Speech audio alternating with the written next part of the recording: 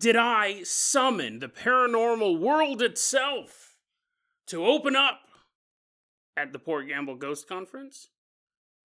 Then, the Mandela Effect, dimension jumping, shifting through realities, these are all fascinating topics to discuss. But what happens if you're constantly shifting through the multiverse? Every time you say hello to a neighbor. And then we take a look at the story of a young man who was given a job to watch a dog. Buddy says, hey, can you keep an eye on my dog for a month? That's a big ask, right? Yeah, I can do it, buddy. Let me play with your dog for a month. But this month actually carries over into the realm of the infinite. Season 27 of Dead Rabbit Radio starts now.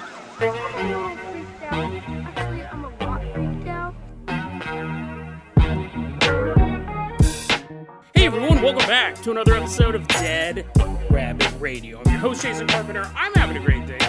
Hope you guys are having a great day too. I hope you guys had a lot of fun.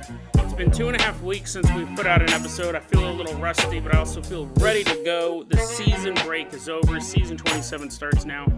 We don't have a moment to lose. We got so much stuff to cover. First off, running into Dead Rabbit Radio Command. Everyone get on your feet. And as he rises from the fires itself, give a round of applause for our newest Patreon supporter, Phoenix.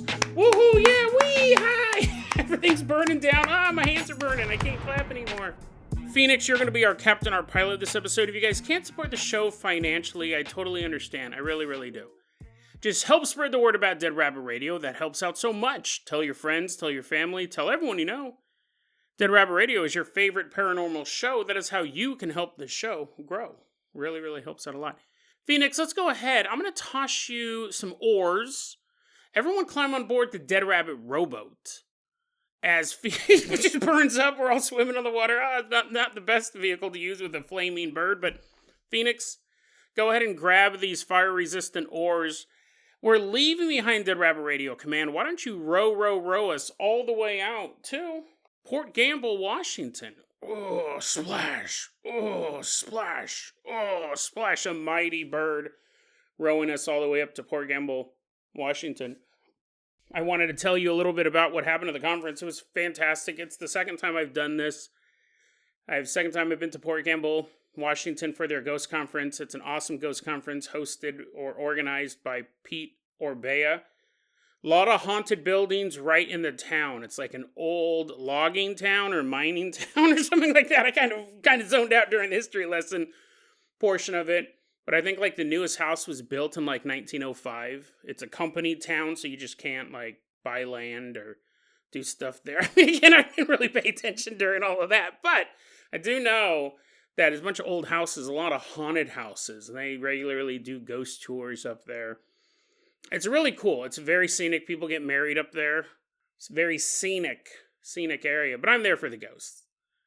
And so I went up there to the Port Gamble Ghost Conference, and I also want to give a shout out to all of my Patreon supporters, everyone who does support the show financially, whether it's through the merch store, through the YouTube channel, shout outs or super thanks, because you allow me to be able to do these things, right? This is extra income that really allows Dead Rabbit Radio to kind of go and travel and fall asleep during most of the presentations. No, that's not true.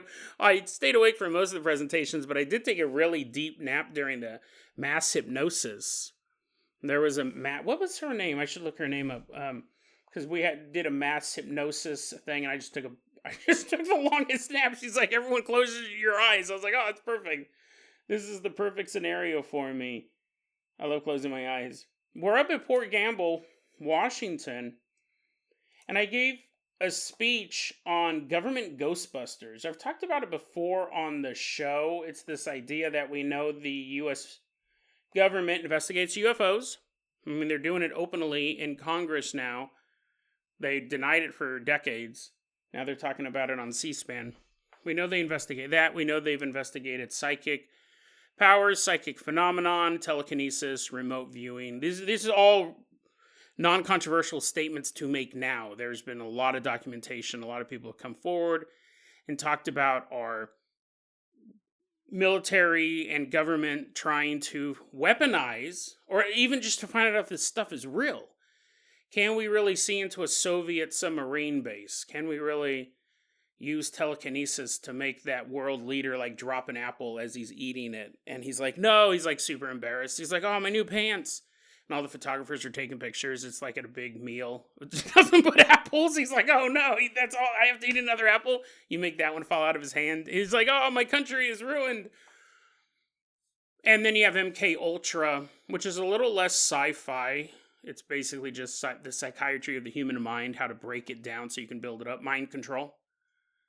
That was also revealed in the late 60s, early 70s. That was like a congressional hearing that quote-unquote shut it down. The stuff is easy to find that we've at least looked into it.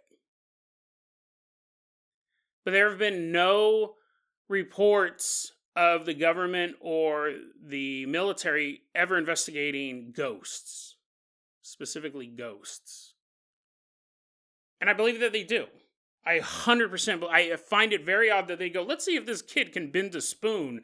Oh, talk to Abraham Lincoln's ghost? That's ridiculous. Is Abraham Lincoln's ghost is bending the spoon for the kid? I think that they do. I think they keep it under wraps because it sounds foolish.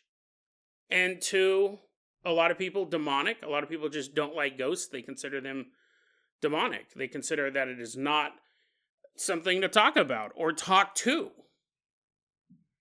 So that's what I went up and I gave my presentation on that. And it was a lot of fun. I don't remember most of it.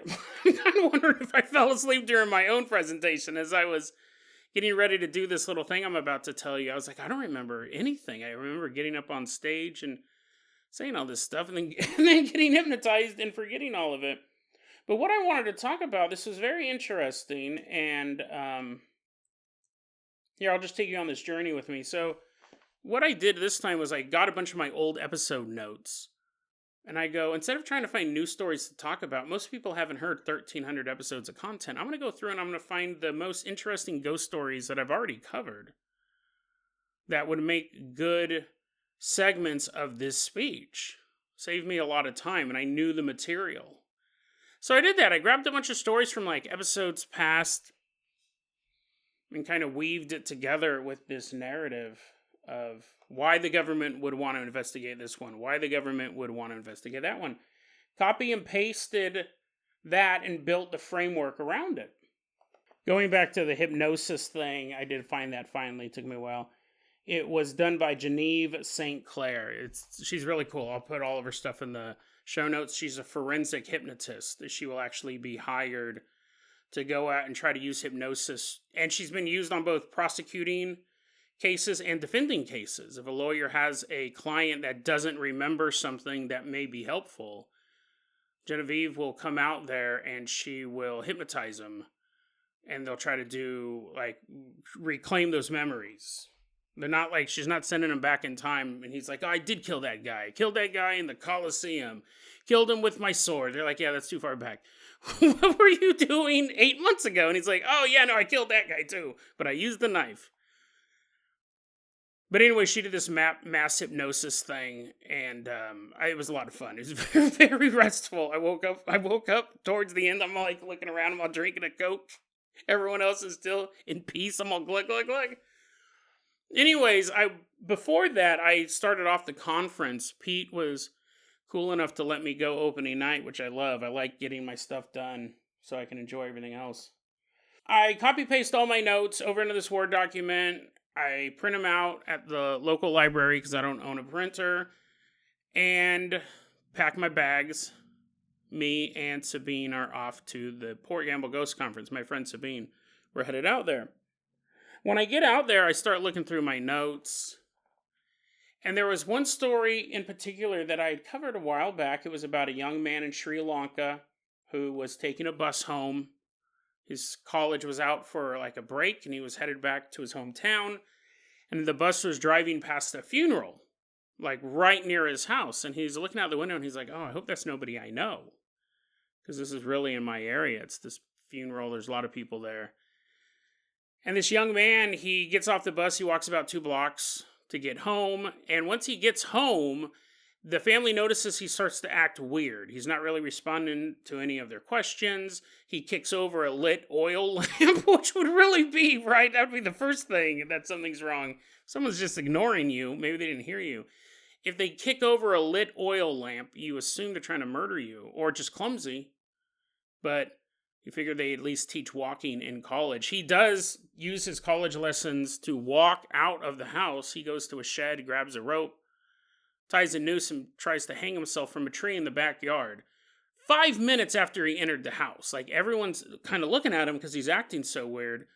So the sister saw him in the backyard trying to hang himself, and they saved him. But as they're trying to save his life, like pull him away from the noose, they're pulling his feet harder. He's like, oh, thanks, guys. Thanks for helping me commit suicide. No, they get that rope off his neck and all that stuff. The whole time he's screaming. Let me find the exact quote here, because it's pretty creepy story. Sorry, I thought I'd be more prepared for the first episode I've done in 2.5 weeks. Give me 1 second here, though. The young man begins kicking and screaming and saying over and over again, quote, "If I'm going to die this young, why does he get to live? If I'm going to die this young, why does he get to live?" He keeps saying this over and over again. And he's obviously acting insane. He's trying to kill himself in front of everybody. And the family can't calm him down, so they're able to get hold of a local priest. The priest shows up and has to perform a quick exorcism. Because what happened, this is kind of what the priest and the family and even the young man all kind of figured out, was that the person that had died, was being buried, was the same age as this young man. And it's almost as if his ghost had possessed, the deceased man's ghost had possessed this guy riding by on the bus, right? And he was saying, hey, if I'm dead, why does this guy get to live? And it was like a short-term possession, trying to get him to kill himself. Creepy story. And I said, if this story is true, why wouldn't the government investigate it in some way, shape, or form? Because this would basically be an assassin ghost. You could train a ghost. Basically, you're like, well, we really need to care of Vladimir Putin. How old's he? Okay, so we gotta find a guy his age who will die tragically, and then maybe his ghost will jump into Putin. It's not 100%, right? But I'm saying my point is that I do not believe that they're at least not looking into it. They have to be investigating it. The only thing I think that could be stopping them is not money, because obviously they have a ton of it. There's a group that's been rumored to exist in the U.S. government called the Collins Elite. It's a highly religious group.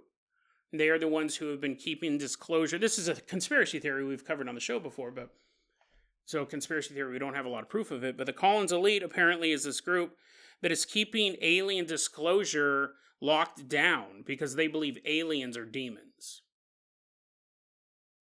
They believe aliens are demons. So they will not, and these are very, very powerful people. They've been powerful for decades. You have these lineages that just, you work a job and then you get your son to work that job. And this is how most conspiracies are, right? Technically, you'd call it like a bloodline conspiracy. But all you need is a small group of people to control certain levers of power, and then it's done. And then it's done, right? You can't really overthrow it.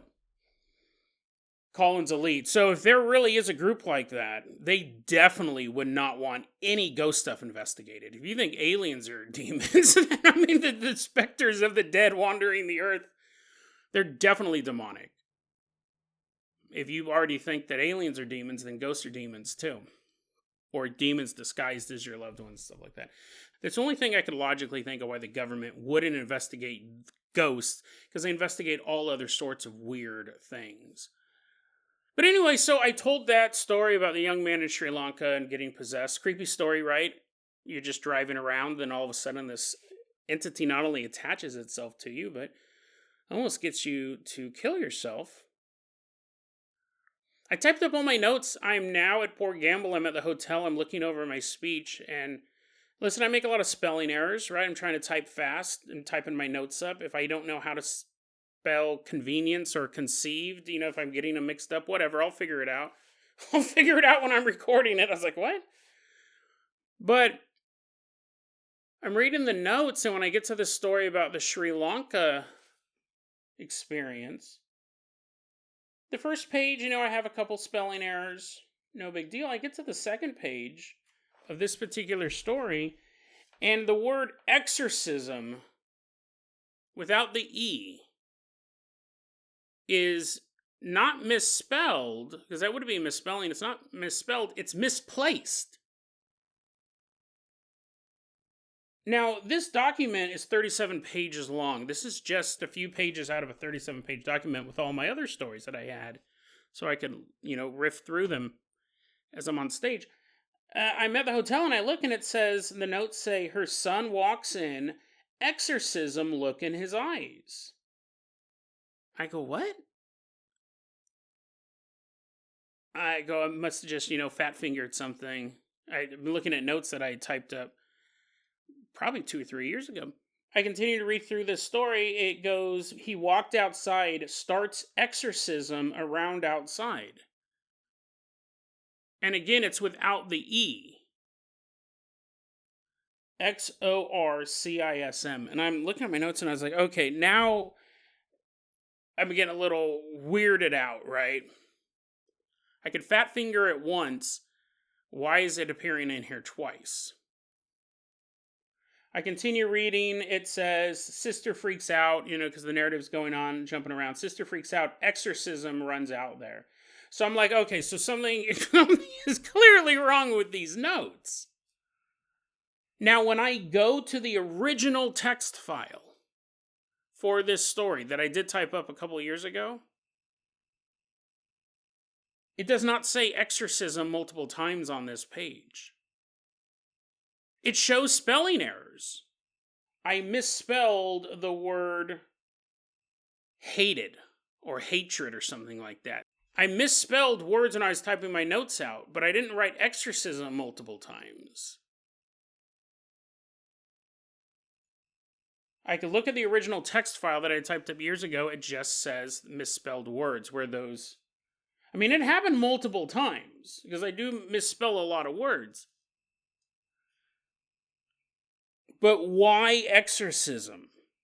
Why is it replacing all of my misspelled words with the word exorcism to the point that at the end of the story, I wrote, local priest comes over to do an exorcism. I misspelled priest and exorcism in the original file. What it did in my printed version was it said local exorcy. So it had the same amount of letters as priest. X-O-R-C-I. I misspelled the word exorcism at the end of that sentence. It replaced it with an exorcism with no E. So it would replace the misspelling with a misspelling. The last word of that story is exorcised, spelt wrong in the original draft. In this printed version, it's still there. Printed wrong, but not replaced with exorcism. So I really don't know what to make of that. I have the printed copies of that. I have the Microsoft Word copy, which does show where the word exorcism has been moved in place of spelling words. I don't know why it chose the word exorcism. I don't know why it didn't change all the misspellings to exorcism. I can't figure it out. One clue is on the printed page. You just has these misspelled words. Exorcism, exorcism, exorcism, and it's put in place of other misspellings. But when I look in the Microsoft Word document, there's page numbers next to them. So it says 22 exorcism. It's still spelled wrong. I don't know. And it does that in only one other place on the document where it turned the very next story, it turned a very few amount of the misspellings into the word ordinary. Now, here's the thing. Now that I've had time to kind of look at it and everything, I go, well, if this page says ordinary and it's filling in, it's just putting in page number ordinary, not wherever there's a misspelling, just on the few misspellings. I go, well, maybe it's a technical thing. I've just never seen that before. I know how to do find and replace and all that stuff. I've just never seen it do it on its own. Also, the fact that the one that I caught initially was the word exorcism, and I'm at a ghost conference, and I can't figure out.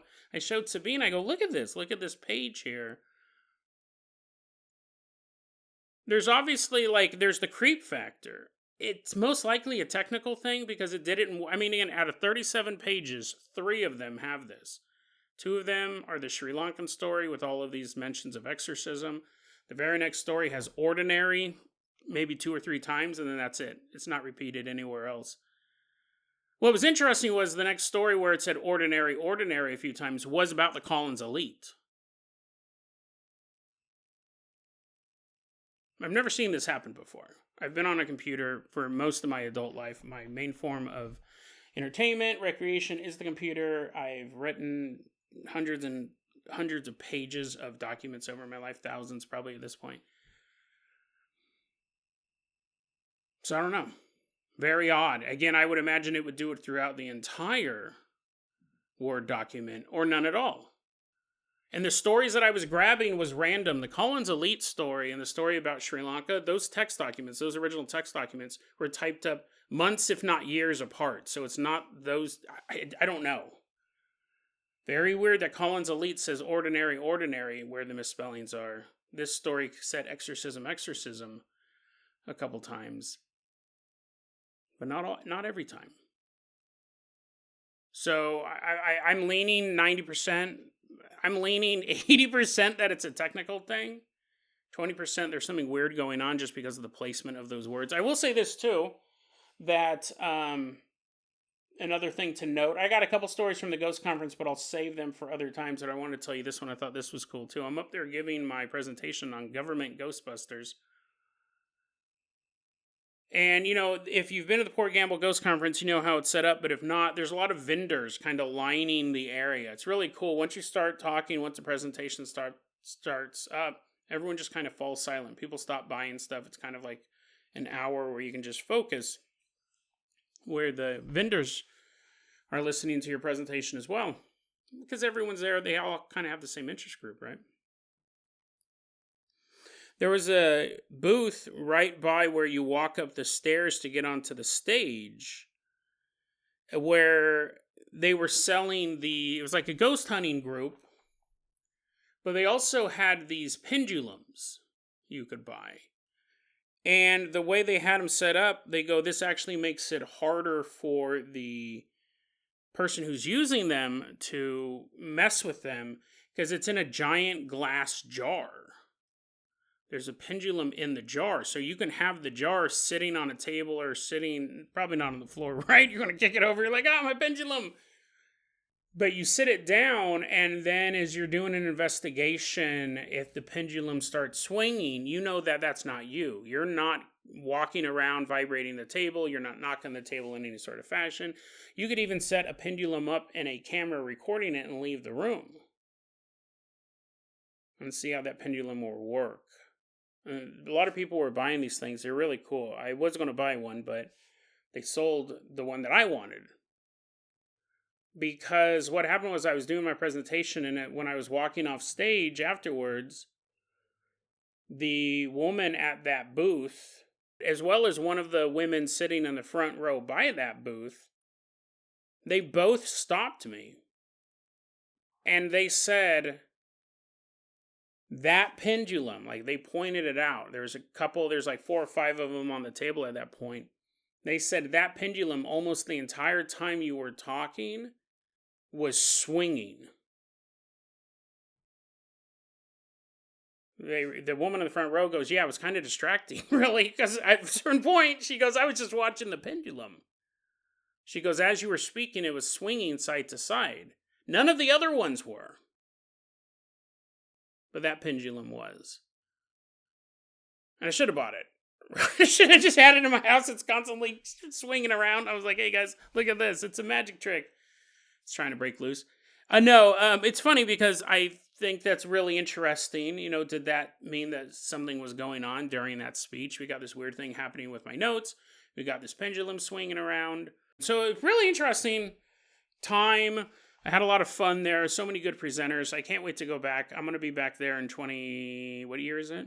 It's 2024, right? I'll be back there in 2025. And I hope to see you there. It was a lot of fun. So I'm glad you guys, if you weren't able to visit it in person, I hope you guys enjoyed this virtual visit. Phoenix, let's go ahead and toss you. I don't know if we're going to have time to do both stories.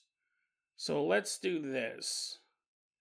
Because I'm trying to keep my episodes short. They've gotten too long. Phoenix, I'm going to go ahead and toss you. Ooh, which one do I want to do? Don't do the dog one. You're like, Jason, I know you and dogs. Something horrible is going to happen to that dog. I should flip a coin. I should let fate decide, but I don't have any money near me. So, the dog one is a little depressing. Let's save that one for tomorrow. Much rather you be depressed tomorrow than depressed today. Okay, let's do it. Phoenix, let's go ahead and toss you the keys to the world famous Carpenter Copter. We are leaving behind Port Gamble. Why don't you fly us all the way out to a house in the suburbs?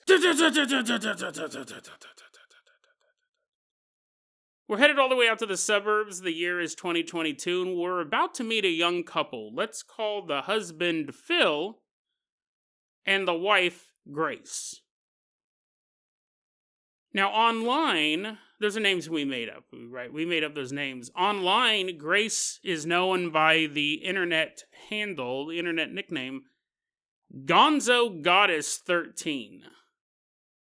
Which what we're going to be talking about here is a pretty apt nickname. She doesn't consider herself gonzo, oddly enough, or crazy or insane at any point over the course of this story. However, I will let you be the judge. And again, it's kind of weighed in the favor of crazy, considering she's a gonzo goddess. We're going to call her Grace. And let's start the story off by giving a tip of the hat to Phil, because he may end up being one of our most luckless characters we've covered on Dead Rabbit Radio. It's one thing to go insane yourself. Not a good thing. That's not a good thing. It could drive you gonzo. But imagine just being a dude sucked into this whirlpool of madness.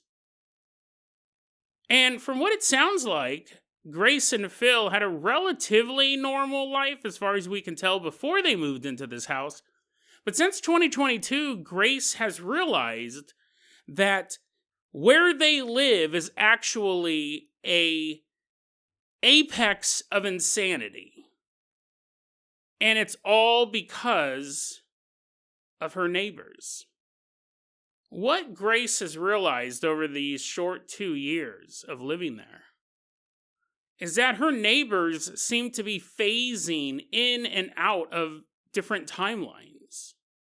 It's one thing to read about Mandela Effect and go, oh yeah, isn't that crazy? C-3PO really had a silver leg. That one still throws me for a loop, honestly. I saw a Lego set of C-3PO the other day. He had a very prominent silver leg. I was like, what? I mean, yeah, I guess he does have a silver leg. But I don't remember him having a silver leg. That and the Berenstein Bears are the ones that really tripped me out. But anyways, kind of ruins the Lego thing, right? I'm all painting it gold. You want C-3PO to be all gold like we really remember. It's one thing to read about that, but imagine if you looked out your window and you saw reality shifting right in front of you. And that's what Grace says is going on. She has a couple of examples for us. She goes, when we first moved in, we introduced ourselves to the neighbors. We went over there, we met them, and the neighbors, who we will call the Smiths, they had a puppy. They had a little, you're like, damn it, Jason, I thought I avoided the dead dog story. Listen, man, dogs, unfortunately, are very, talk about luckless. Whenever a dog shows up on Dead Rabbit Radio, they don't fare too well.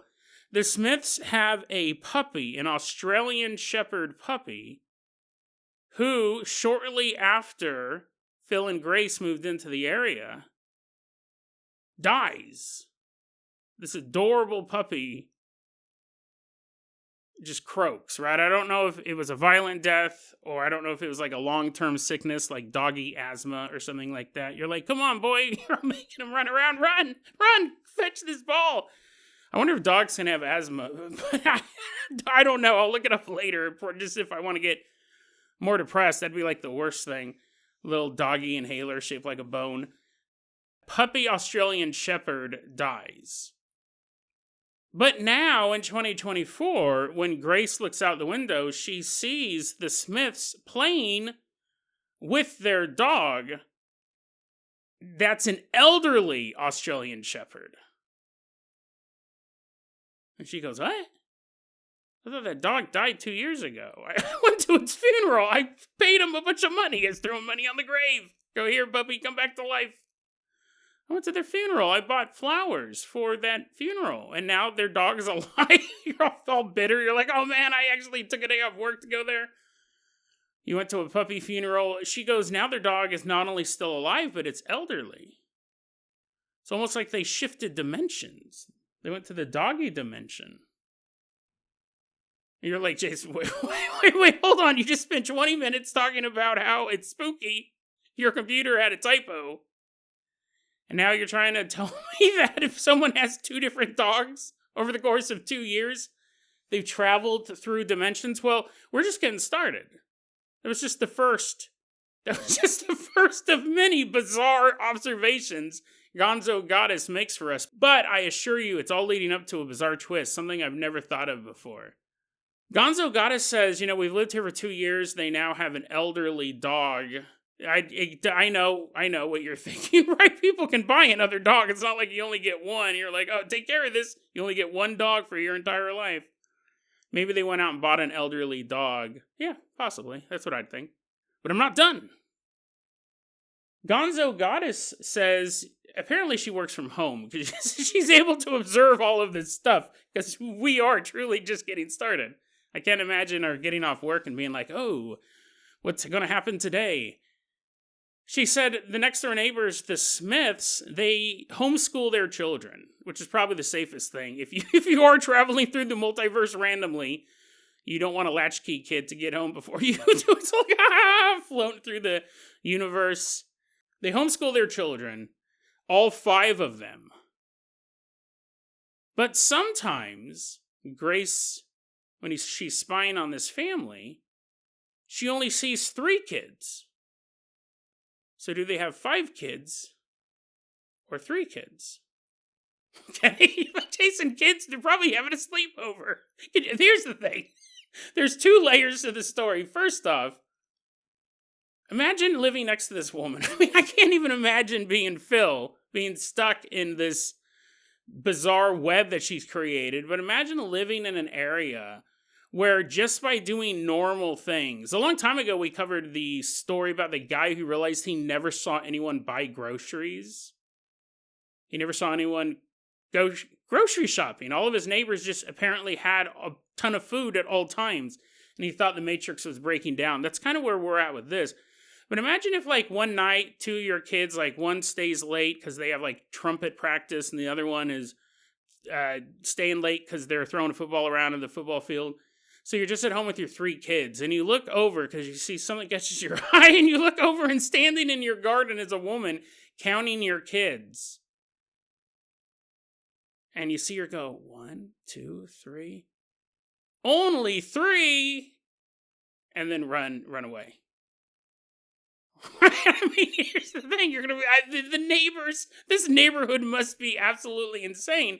It's not because of the multiverse, or is it? Because again, we're just getting started. Or do they just have an insane neighbor? Also, one of those kids. Let's give her the benefit of the doubt, though. Right? Let's give her the benefit of the doubt that people are actually falling through the multiverse. That this family is somehow lost in transition and keeps reappearing. This one I thought was weird. She goes, when we first moved in, they had a baby. They had a little baby. And now 2 years later, it's still a baby. 5 kids or 3 kids, it doesn't matter. They always have a baby. And she goes, this baby has not aged at all. They're always pushing the baby around in a baby stroller. Not a toddler. It's not a 2-year-old. It's a baby. It's an infant that's never aged.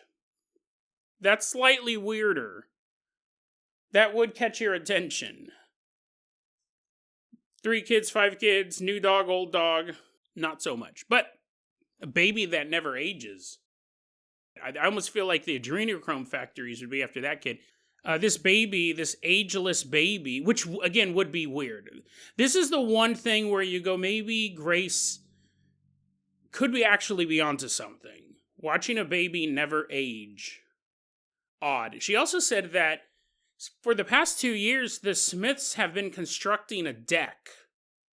They've been building a deck, but they never finish it. And you go, oh, okay. I mean, there's a lot of stuff that people start that don't finish. She said that it's not that the deck has never been constructed or finished because they were lazy. He goes, they would hire workers to come out and build the deck, and they would build a big portion of it, and then the workers would disassemble it and start over. And this deck's been in constant building, tearing down for the last 2 years.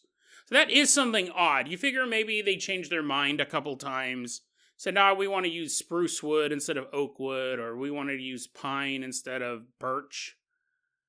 But that is an odd detail. Gonzo Goddess is an interesting person. When I found this was the initial post she had. She goes, hey, I think my neighbors are flying through the multiverse. I think they're being retconned. I think they're being Mandela affected over the last 2 years. All this stuff is going on. I go, that's interesting. So I decided to look a little bit more into what Gonzo Goddess has been posting online. And it does build up to something. I just didn't find some random crazy lunatic online. And I'm discussing them with you, although I do that. This is building up to something super bizarre. So Grace's neighbors, the Smiths, are they truly being shuffled through the timeline? Are they constantly manifesting in different ways? A bigger family, a smaller family, a live dog, a dead dog. What's going on with this family? Or is it the Observer? Because Gonzo Goddess is posting everywhere. And she goes, yeah, my neighbor's going through the multiverse, being Mandela affected every single week. Yeah, that's kind of small potatoes, she says. She goes, come and take a look at my backyard. We're at her house right now. We see her husband. Her husband's just sitting in his chair, shaking his head. He's like, oh, I need to ask the boss if I can get some extra shifts. See if I can work those 24-hour shifts, 7 days a week. So I don't have to come home. We're in Gonzo Goddess's home, and she just gave us this huge presentation. She's like, look, that dog's supposed to be dead. She's being hella loud. The family's like, oh, not this again. She's going to start counting our kids. Hide the baby. She goes, come and check out my backyard. And there's a bunch of trees there. She goes, do you see it? Do you see it? And we're like, the trees?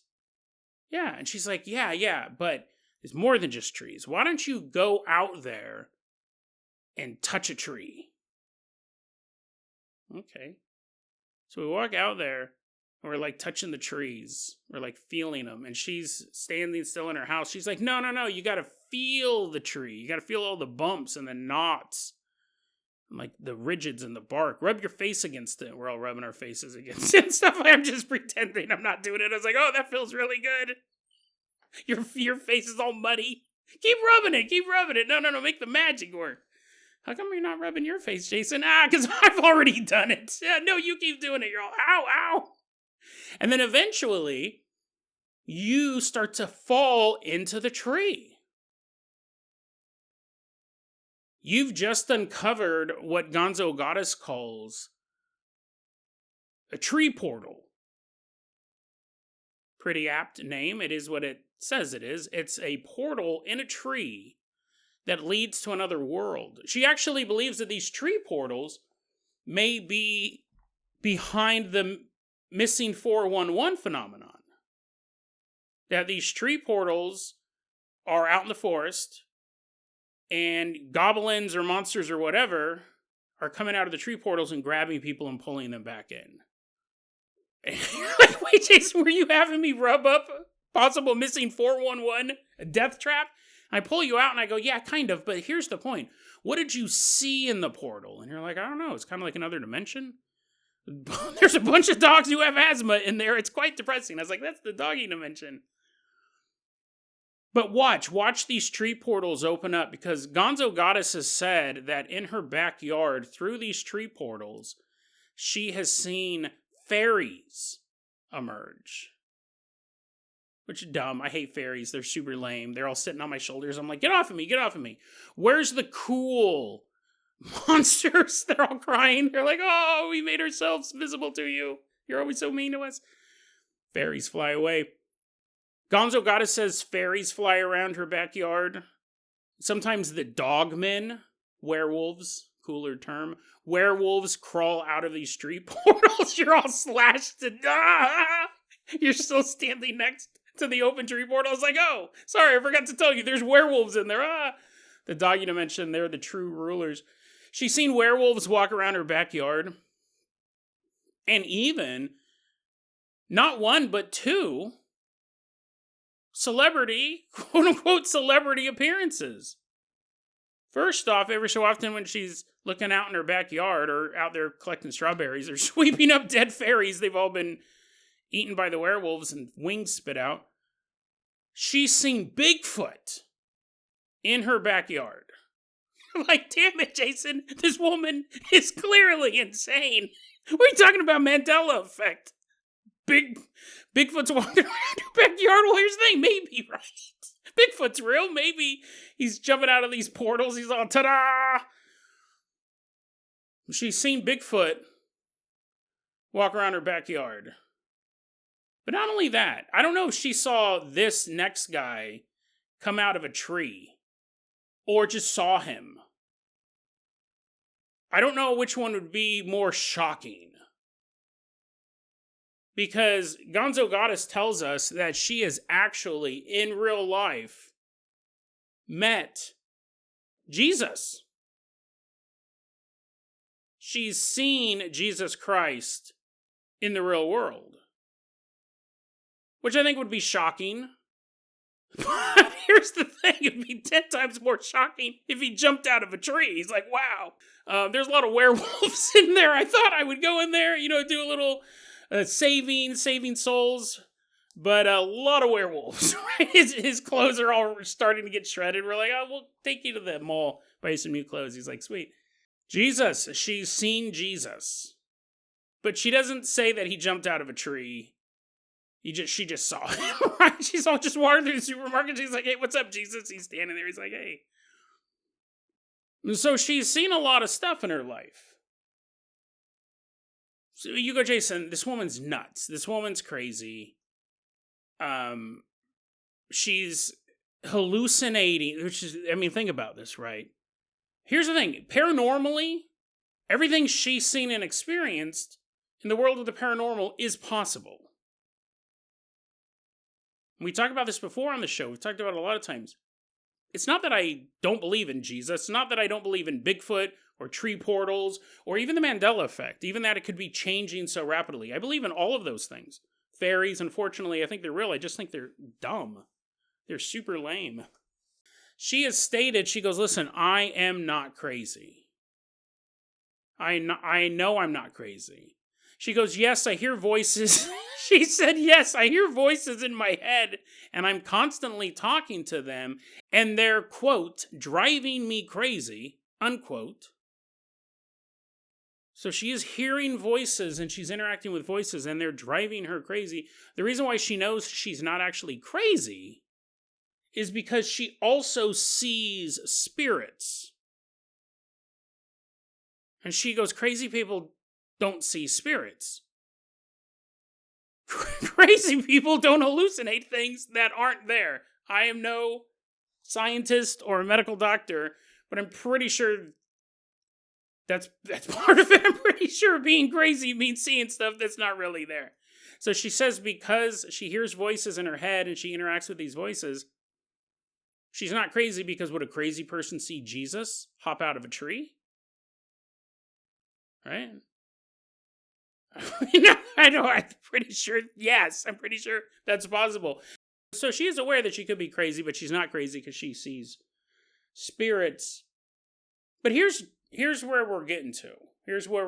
We're building up to something that I find absolutely fascinating. That's going to put all of this stuff on its head. This is just kind of all the buildup. She also does, and very just kind of a throwaway line in one of her posts. She admits that her sister tried to murder her once. Which again begs the question, is that true? Like when you read someone just throw that out in a one-sentence post, my sister tried to murder me once. Is it true? And what's more alarming, that your sister tried to murder you, or that you're hallucinating that your sister's trying to murder you, or you hallucinated that it happened? But anyways, all of this stuff is building up to this. I never thought of this before. Absolutely fascinating. Gonzo Goddess, for all of the madness that you've spread throughout your neighborhood. This is very interesting. Gonzo Goddess, when she was talking about the Mandela Effect and retconning and history and timelines changing, she asks a question that I have not seen asked before. I read a ton of this stuff. She said, why is... This is weird. She goes, why doesn't... we're obviously experiencing these retcon events. She definitely is. She's flying through the timelines. Her neighbors are flying through the timelines. Bigfoot's jumping out of trees. All of this crazy stuff. And that's just on her blog, right? We've covered tons of crazy stories about the multiverse and retconning and Mandela effects, all that. She goes, how come this idea of history being retconned right before our eyes, how come it's not mentioned in the Bible? Now, that is weird. That simple sentence is true. And as far as I can tell, it's not really mentioned in any religion. And that's important. It's important. Here's the thing. The skeptics' view of retconning or Mandela effects are, it's people with poor memory or people who are highly suggestible or both. But then we have the bigger ones, like the Berenstein Bears, which I don't know what the phenomenon is. I do not believe that is just bad memory. I know for a fact that's not how you spelled the name when I was a kid. I know that for a fact. I'm a little more iffy on the C-3PO being all gold. I remember it as a kid. But was my memory changed because of the toy that I believe was all gold at the time because it was just easier? Maybe. Still looks weird to me. Still not how I remembered it at all. But here's the thing. The Bible and other religious texts, they do include so many different types of paranormal phenomenon in the texts. And she goes, Gonzo Goddess says she studied the Vedic texts, and I haven't done that, but she goes, it's not mentioned anywhere, retconning or Mandela effect or this multiverse, involuntarily falling through the multiverse. She goes, it's not mentioned in the Vedic text, it's not mentioned in the Bible. I have, basic Bible knowledge, and I was looking stuff up. She is right about the Bible. I don't think there's anything about it in the Quran. I don't think there's anything about it in the Talmud or the Torah. I don't think there's anything about it in any Eastern... It's not reincarnation, see? It's stuff changing, unwanted changes right before your eyes. And when you look at and maybe someone who's more of a scholar could say, hey, this verse, check out this text, check out this religion. I'd be really interested in the type of feedback I get. But think about it. Well, I'm going to focus on the Bible because I know more, quote unquote, more about the Bible than the other texts. But I think this is pretty, as far as I can tell, universal to other religious texts. UFOs, in some fashion, are mentioned. Visitors from the sky. Which is how someone in 4000 BC would describe an alien. A ship. A chariot of fire blazing across the sky. You could clearly see the pilots. That's from the Bible. UFOs, ghosts, definitely. Ghosts, the moaning of the dead. Oh, is that in the Bible? Actually, now that I think about it, Jesus is like, oh, this is too spooky. I'm out of here. I'll let my disciples handle that guy. The dead returning to life, that is mentioned in the Bible. People communicating with spirits is in the Bible. So yeah, ghosts are mentioned in the Bible because I know people do commune with spirits. Fortune telling, seeing into the future, whether it's accurate or not, depends on the particular circumstance. Cryptids, the famous monsters, Behemoth and Leviathan, fighting it out in the middle of the Bible. It's just like this weird cage match that happens. Some people say it's supposed to be a hippo and a giant crocodile, but still, cryptids, monsters. There's other monsters, the Nephilim, right? They're in the Bible, half human, half angel. Giants, warriors of renown. We've done a couple episodes on those guys for sure. According to the Mormons, Bigfoot's in the Bible, but we definitely have cryptids. We definitely have aliens. We have demons, obviously, demonic possession, magic is mentioned multiple times in the Bible. And again, these things are in tons of religions. Almost every type, miracles, of course, right? Big part of it.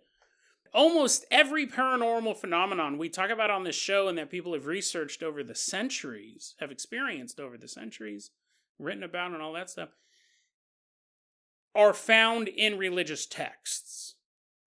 There is no mention of unwittingly being shifted into another universe in the Bible. There's nothing even close as far as I could tell. But it has everything else. That's huge. That actually is really, really big. Why isn't this phenomenon that is growing in size? I mean, trust me, guys, I have to limit the amount of stories I do on this particular topic of people experiencing stuff like that today. I'm constantly finding these stories. And these are not necessarily what I would say verifiable stories, but when I come across one of these and I look through their posting history, everything else they talk about is completely normal. And then there's one story, one event out of their life that's just completely mind-blowing because the universe is shifting them out. And it seems to be growing. The accounts seem to be getting more and more common. And we talked about that on a recent episode. I go, is reality breaking down? Why, out of all the paranormal phenomenon, is this one growing the quickest? Because at the end of the day, it's actually quite tame. Than getting abducted by a UFO or having a ghost girl possess you and do all sorts of crazy stuff. Cryptids chasing you through the woods. Just realizing, hey, there's something going on here. Yesterday, I bought a sweater and I brought it home, put it on my couch, and today when I got off work, there were 2 sweaters. The exact same sweaters were sitting on my couch. I live alone.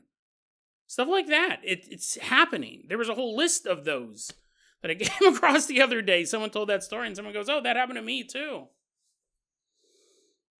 Why is that happening? It's very interesting that not only is it happening, it's one of the only, if not the only, paranormal phenomenon we look at that is not mentioned in any religious text. And to wrap this episode up, people are observing that the Mandela Effect is actually affecting the Bible itself. Now, this one's pretty controversial, right? Because there are a lot of people who say the Bible is the Word of God, cannot be altered. Can be different translations, but you can't. It said the very last book of the book of Revelation says, let anyone who removes something or adds something to this book perish in unending fire and torment. Kind of a warning, right? Kind of a warning, don't mess with this book.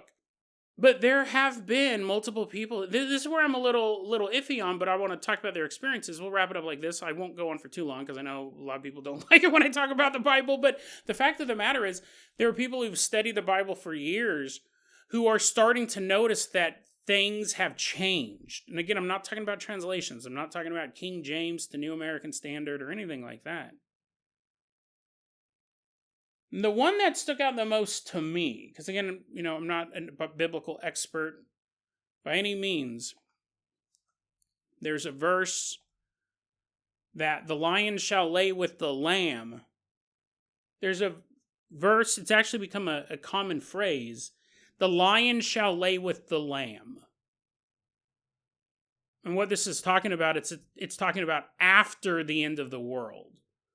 After the Battle of Revelation, after Lucifer is thrown into the pit of fire, after all of this stuff. In the end, the lion will lay with the lamb. The predator will make peace with its food. And not just that, both the lion and the lamb are symbols of Jesus Christ. The leader, the protector, and then he never really turned into a lamb. He didn't turn into a lion either, but it's always been like, I am the shepherd and you are my flock. Sheeps have always been compared, and it's kind of an icon of Christ himself. He is the shepherd and we are the flock. And then the lion is symbolic of Jesus Christ himself as well. The lion shall lay with the lamb. So you could read it both ways. You could say, like, truly now, put down the swords, the battle is over, even Jesus Christ gets to, like, chill for a bit. Or really forever, because evil's been defeated. So it's him hanging out with himself, both sides of him, the warrior and the protector and all that stuff. And then the fact that you could have a predator and a prey nestle up together and lay together. The lion shall lay with the lamb. That appears nowhere in the Bible. That is not in the Bible at all. And what's interesting is you can look through, it's just like when people are investigating the Mandela Effect, and they'll go, that's weird. I remember a cornucopia being part of the Fruit of the Loom logo, and now it's not there. And they'll actually, there are like Mandela Effect archaeologists, I guess, where they will comb through other media. They'll look for an episode of Courage the Cowardly Dog. And in that episode, they make a joke saying, oh, look he ate all the fruit but left the cornucopia. And then they show like underwear or something. I'm making that up. I'm making that particular example up. But there are cultural artifacts, is what the term is with Mandela Effect, is where you find a reference to something that has changed. Do you find a reference to the original? They'll find a joke on a sitcom. They'll find a line from a book. The lion and lamb, that term is very popular. You can find it in different places throughout history. Name of a business, for one, was one example I saw. People have quoted it. People have said it. Doesn't exist. Was never in the Bible. The actual line, it's from Isaiah 11:6. It was a prophecy. It says, the wolf shall dwell with the lamb, and the leopard shall lay down with the young goat, and the calf and the lion and the fattened calf together, and a little child shall lead them. Unquote. Little child represents Jesus Christ. So, not even close. Well, kind of close, but it's a different animal. The wolf shall dwell with the lamb. You can look through any translation. I'll put all this stuff in the show notes. You can look through any translations of the Bible. It never says the lion shall lay with the lamb. Ever. And people have, this kind of blows minds. If you've never heard this phrase before, or you just don't care about the Bible, not a big deal. But you can find accounts online where people have brought this up to ministers. And they're like, no, I'll bet you money. I'll bet you money. I'm a bad minister. I gamble a lot. Bet you that line's in the Bible. It doesn't exist. People who've studied the Bible for years, for decades, they can be mistaken about this particular line, among others. Now, some of them could be different translations. Some of them could be this, that, or the other thing. But the verse doesn't appear in the Bible. And I'm only picking that example because that's the one I was the most familiar with. I would have bet money. I wouldn't have bet money because I'm not a biblical expert, but if someone had told me this verse wasn't in the Bible and I hadn't looked it up, I'd go, oh, I'm pretty sure it is. And if they just talked for a little bit longer, I'd be like, whatever. It doesn't matter whether or not it is. It's weird. I'm not going to bet money on it. I'll look it up later. But you can find a ton of examples of people online saying this verse has changed, that's changed, this has changed. I don't remember any of those changes, but again, I'm not a biblical expert. Stuff that people are more familiar with, they'll say, no, I remember learning that. I remember learning that phrase, that story, this way, so on and so forth. That's what's weird about this, is that not only does the Bible, and the reason why I'm going through all that is not only does the Bible not mention the Mandela Effect at all, it mentions nothing about alternate realities or involuntarily moving from one dimension to the other, it's possible it is affected by the Mandela Effect. Bad memory? Possibly. Hearing a story in Sunday school 30 years ago and building it up in your head and then hearing it again as an adult and you go, that's not what I remember. Possible. A misspoken phrase, a line in a book that is more, it sounds better, the lion and the lamb versus the wolf and the lamb. The phrase in the book becomes more popular. People name their businesses after it. People quote this phrase. People use this phrase in songs and so on and so forth. Possible. All this is possible. That would be the relief if it was just bad memory. If the Mandela Effect was real, but it's not affecting holy books.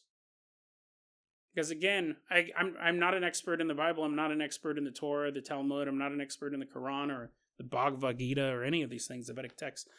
It could be happening in all of these. It could only be happening in the Bible. It could be happening in none of them. And it's just a weird quirk of human memory. But if it's not happening to the Bible, and it's real, and if you believe the Bible's real, how come the Bible doesn't talk about it? Doesn't mention it at all. And this is an episode where I'd love to get pushback, right? Tell me if you know of a verse in the Bible or any religious text that does talk about something like the Mandela Effect.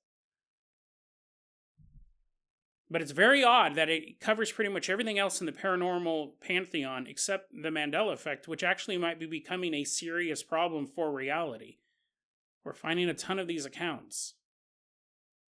Recent accounts, not 1970s, I saw a UFO came down and gave me a pancake. New accounts happening this day, and more tomorrow possibly. It's crazy to think that the Bible does not mention the Mandela Effect. It's even crazier to think that the Bible itself may be affected by the Mandela Effect. Which makes you think, what if, this is nuts, I thought about this. What if the Bible used to mention the Mandela Effect? What if the Bible at one point had a verse, or even a couple verses spread throughout, mentioning this phenomenon, but they've been retconned out themselves? At one point, the Bible may have held ancient answers to this phenomenon we face today. But while we're so focused on Berenstain Bears and C-3PO's silver leg, these texts have been altered not by man, not by God, but by some sort of reality warping force. What if the Bible isn't only affected by the Mandela Effect? It's actually been changed so radically by it. The holy texts around the world that we turn to in times of need to find peace, the answers were in there at one point. But as reality shifted over and over and over and over and over again, these holy texts no longer contain the phenomenon, no longer contain any mention of the phenomenon that erased itself from the text. Sometimes even a gonzo goddess, through all the craziness and all the absurd observations, sometimes even the most insane among us, sometimes they can be so crazy they actually pierce through the veil and show us a hidden truth, a truth so frightening that it just might drive you mad.